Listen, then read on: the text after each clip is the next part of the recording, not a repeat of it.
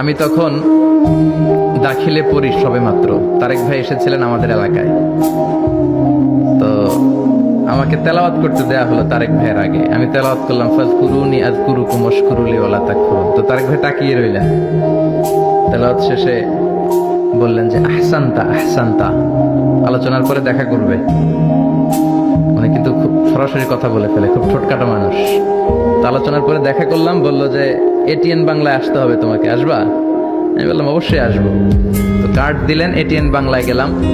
2006 বা 2007 কথা, লম্বা সময় গল্প করলাম। ওনার আলোচনার আগে একটা তেলাওয়াত নিলেন। তারপর আমাদের এলাকায় 6 দিন ব্যাপী ইসলামী সমাজ কল্যাণ পরিষদের প্রোগ্রাম হয়। তো তারেক ভাইয়ের একবার হার্টে ব্যথা, উনি একদিন আগে লন্ডনে চলে গেলেন। ওই প্রোগ্রামে কমিটি বলল কারে দিয়ে ওই প্রোগ্রাম চালাই, কি করা যায়? তো ওদিকে তো সব আমার চাচা। তো এক চাচা বলতেছে, গত পরশুদিন যে একটা ছেলে আলোচনা করছে আমাদের এলাকার, ওরে দিয়ে চালানো যাবে। ও কথা বললে পিছন থেকে লোকে বুঝবে না তারেক মনোয়ার নাকি। তো আমাকে নিয়ে গেছে, আলহামদুলিল্লাহ ওই প্রোগ্রাম করলাম। তো এই হকের কথা যারা বলে তাদের জন্য আমাদের ভালোবাসা আছে না নাই?